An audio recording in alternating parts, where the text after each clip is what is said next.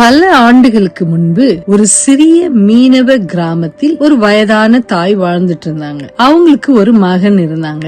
அவர் கடலில பயணம் செய்யும் ஒரு மாலுமி. ஒரு நீண்ட கடல் பயணத்திற்கு செல்லும் முன் அவ என்ன செய்தா, அவங்க மகனை கூப்பிட்டு, நான் நீ திரும்பி வரும்போது நம்ம வீட்டு ஜன்னல் மேல ஒரு விளக்கு அழகா எரிஞ்சிட்டு இருக்கும். நீ திரும்பி வரும்போது உன் வீடு இன்னும் உன்னை காத்திருக்குது என்று நீ அறிஞ்சு கொள்றதுக்கு நான் ஒவ்வொரு நைட் என்ன பண்ண போறேன்னா ஜன்னலில ஒரு விளக்கை ஏற்ற போறேன் அப்படின்னு சொன்னாங்க. இந்த மாலுமியும் கடந்து கடலுக்குள்ள சென்றுட்டார். நாட்கள் கடந்தது, மாதங்கள் ஆச்சு, வருடமும் கடந்தது. சில நேரத்துல கடல்ல புயல்கள் போயிடுச்சு. ஆனா அவளுடைய மகன் சென்ற கப்பல் என்ன செய்யல, திரும்பி வரவே இல்லை. அக்கம் பக்கத்துல இருக்கிறவங்களா அவளிடம் கேட்டாங்க, எதுக்கு நீ வீணாக இந்த விளக்கை ஏத்திட்டு இருக்க தினமும்? தயவுசெய்து நிறுத்திடு, இவ்வளவு வருஷம் ஆயும் என்ன செய்ய முடியாது, உங்க பையன் திரும்பி வர முடியாது அப்படின்னு சொல்றாங்க. ஆனா இந்த வயசான தாய் ஒவ்வொரு இரவும் அவங்க என்ன பண்ணுவாங்கன்னா, ஒரு படிக்கட்டை ஏறி ஜன்னலில விளக்க வச்சு தீப்பொறி என்ன செய்வாங்க, ஏற்றினாங்க. குளிர்காலம் வந்தது, காற்று மிகவும் குளிராக இருந்தது. விளக்கு எண்ணெயும் என்ன செய்தது, ரொம்ப விலை ஏறி போயிடுச்சு.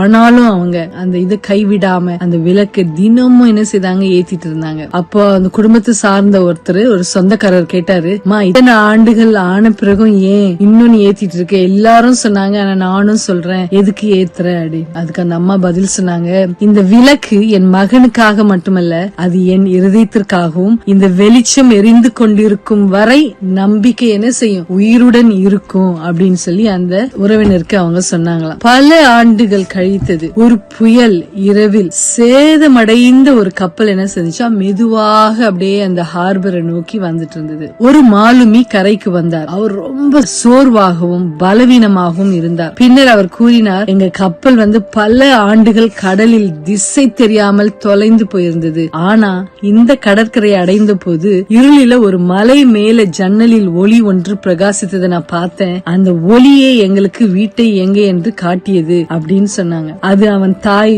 ஒருபோதும் அணைக்காத அந்த விளக்கே என்ன செய்தது, அவனுக்கு அந்த ஒளி கொடுத்தது. இந்த கதையால் நமக்கு என்ன தெரியுதுன்னா, நம்பிக்கையும் விசுவாசமும் ஒருபோதும் என்ன செய்யக்கூடாது, அணையக்கூடாது. நம்ம கடவுளை நம்பி காத்திருந்தோம்னா, இருள் எவ்வளவு பெரியதாக இருந்தாலும் கடவுள் நமக்கு வழியே நிச்சயமாக என்ன செய்வாரு, காட்டுவாரு. ஒரு சிறிய வெளிச்சம் கூட பலருக்கு நம்பிக்கையின் பாதையை என்ன செய்யும், காட்ட முடியும். ரோமர் 12:12 சொல்வது போல, நம்பிக்கையினால் சந்தோஷமாயிருங்கள், துன்பத்தில் பொறுமையாயிருங்கள், ஜெபத்தில் உறுதியாயிருங்கள். இந்த வசனம் போல அந்த தாய் நம்பிக்கையை விட்டுவிடாம இருந்ததா அந்த விளக்கு இறுதியில் மகனை வீட்டுக்கு கொண்டு வந்தது. அது போல நீங்களும் உங்களுடைய விசுவாசத்தை விடாம பற்றிக்கொள்ளுங்க. கண்டிப்பாக நீங்கள் எதை தேடுகிறீர்களோ அல்லது எதை தொலைத்தீர்களோ அது கண்டிப்பாக உங்களுக்கு திரும்பி வரும். தேவன் நம்மை ஆசீர்வதிப்பாராக. Good night.